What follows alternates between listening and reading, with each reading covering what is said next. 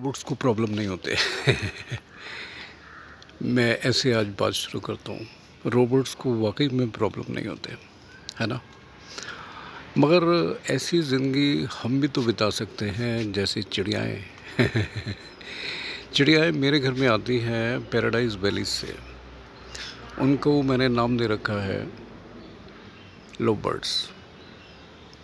जब वो डांस करती हैं, ट्विस्ट करती हैं, गाती हैं, चिर्पिंग करती हैं, चहचहाती हैं, तो मेरे घर का माहौल खुशनुमा हो जाता है।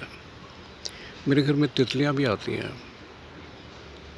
मेरे घर में तितलियाँ इतनी खूबसूरत और इतनी हसीन आती हैं कि मैं कहाँ से बातें उनकी खूबसूरती की शुरू करूँगा और कहाँ पे लाके ख़त्म करूँगा। और मैंने शायद 1-2 बार पहले भी बताया है, मैं कहीं भी होता हूँ, जैसे मैं यहाँ छत पे बैठा हूँ जहाँ मेरे पास कई प्लांट्स हैं, वहाँ पर वो आ जाएंगी और कभी मेरे को लिप्स पे चूमेंगी। ये रियल है। मैं कुछ आर्टिफिशियल बातें भरोसा नहीं करता। मैं वही बात बताता हूँ जो हो रही है। कभी हाथ पे आके बैठ जाएगी और कभी कॉलर पे आके बैठ जाएगी। मतलब ये है, स्किन तो उनका छूना लाजमी हो जाता है मेरे बॉडी का। तो शायद मुझे ऐसा लगता है, क्योंकि मैं नेचर को बहुत प्यार करता हूँ, तो नेचर भी मेरे करीब ही है ना? नेचर भी मेरे करीब ही है।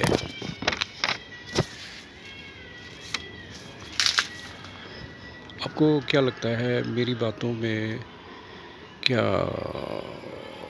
आर्टिफिशलिटी है? आपको क्या लगता है कि मेरी बातों में सच नहीं है?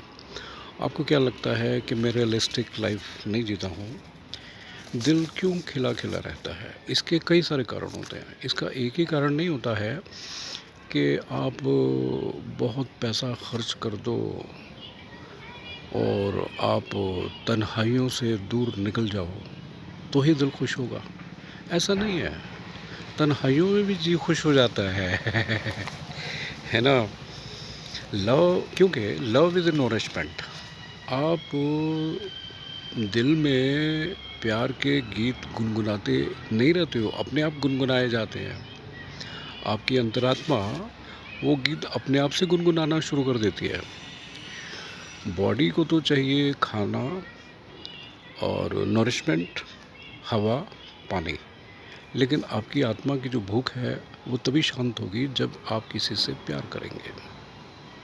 और आप शायद ये कहेंगे कि वो मेरे बस का नहीं है। तो इसलिए तो दिल फिर खाली खाली रहेगा। चलो ठीक है, गहरे जख्मों को भरने में वक्त तो लगता है, ये तो आपको मालूम है ना? Natural style of life and loving मैं बताऊंगा आपको। Natural styles of life and loving वो मैं बताऊंगा।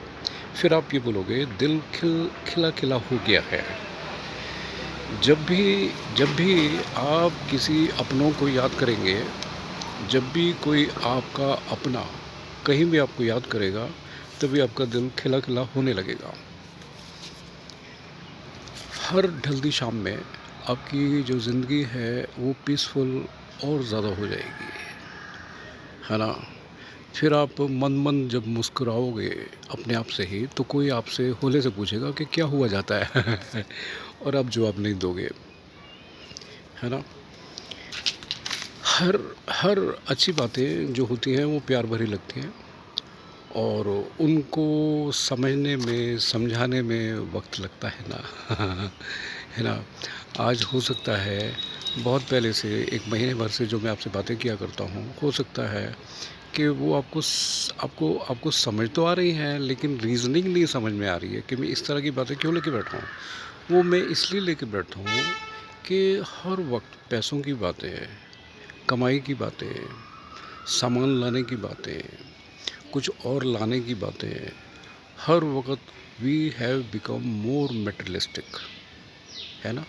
We have become more materialistic. जो किसी के घर में है वो जब तक हमारे घर में नहीं आएगा तो सुकून कहाँ से आएगा, ऐसा हो गया है ना? ये सब घरों की यही बात है, मेरे घर में ये नहीं है। मेरे घर में नहीं है। देखो, जब आप ये सोचोगे कि मुझे कुछ नहीं चाहिए, मुझे कुछ नहीं चाहिए, कोई पूछता है आपको क्या चाहिए, आप चाय पिएंगे, कॉफ़ी पिएंगे, खाना लेंगे, आप जब बोलोगे मेरे को कुछ नहीं चाहिए, तो वो ये सोचना को मजबूर होंगे कि भाई इनको तो खिला के रहेंगे हम, है ना? आप वो स्टेज लाओ अपने के लिए, आप बोलो मुझे कुछ नहीं चाहिए, परमात्मा ने मेरे को बहुत दिया हुआ है, आपके पास बहुत कुछ है, आपके पास संपन्नता है, आपके पास अच्छा परिवार है, आपके पास क्या नहीं है, कितना आप ग्रेटिट्यूड करते हो, कितना आप धन्यवाद करते हो कुदरत को, उतने आप और ज़्यादा रईस होंगे अपने आप से। एग्जाम्पल है, एग्जाम्पल है, रियलिस्टिक एग्जाम्पल है।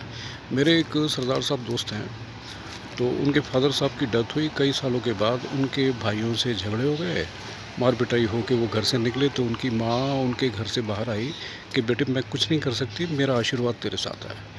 और आज he is perhaps richest one of the rich person in total family. उनकी एक बेटी ऑस्ट्रेलिया में सेटल है, एक अमेरिका में सेटल है, आते जाते रहते हैं मिलने के लिए। और वो सुबह सुबह गुरु ग्रंथ साहब का पाठ करते हैं। तो गुरु ग्रंथ साहब में भी लिखा है, मुझे याद नहीं है वो शब्द, लेकिन उसका मतलब ये है कि जो भी आदमी ईश्वर का चिंतन करता रहता है, उसके पीछे पीछे दौलत रहती है। और अगर आपने उल्टा कर रखा है, आप दौलत के पीछे पीछे हो, तो और भगवान को छोड़ रखा है, भगवान को याद करना इसलिए किया हुआ है कि फॉर्मेलिटी करके, तो बात नहीं बनती है। बात तो बनती है कि पहले आप ईश्वर को याद करें। वो सुबह सुबह 4 बजे उठ के नहा धो के गुरु ग्रंथ साहब पढ़ते हैं। दौलत उनके पीछे पीछे है, दौलत उनके पीछे पीछे है। और जो आदमी पहले दौलत की बातें करता है, वो दौ दौलत उससे पीछे पीछे होती रहती है। ये कुदरत का फेनोमेना है। सरदार साहब मुझे ऐसे ही बोलते हैं। He is enough rich, he is my policy holder. उन्होंने LIC की बहुत सारी पॉलिसीज़ ले रखी हैं।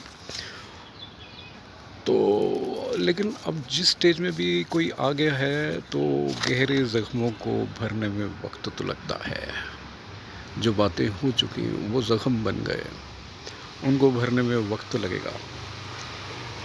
प्यार की बातें कोई आपसे करे तो क्या आपका दिल झूमने नहीं लगता है? अगर झूमने नहीं लगता है तो कुछ तो गलत है। अगर आपका प्यार की बातों में जी नहीं लगता है, तो इसका मतलब है समथिंग इज़ रॉन्ग। रिश्ते जो ख़राब हो चुके हैं, उनको सुलझाने में वक्त लगता है। अगर आप मेरी बातें सुन के ये तय कर बैठे हो कि आप अपने रिश्ते सुलझाएंगे, जहाँ जहाँ ज़ख्म हुए हुए हैं उनको भरेंगे, तो वक्त तो लगेगा, वक्त तो लगेगा। लेकिन मुझे ये खुशी है कि आप मेरे साथ जुड़े हुए हो। अब सारे हालात ठीक होते चले जाएंगे, है ना? और मैं आपसे बहुत प्रसन्न हूँ। Thank you very much. नमस्ते, जय श्री राम।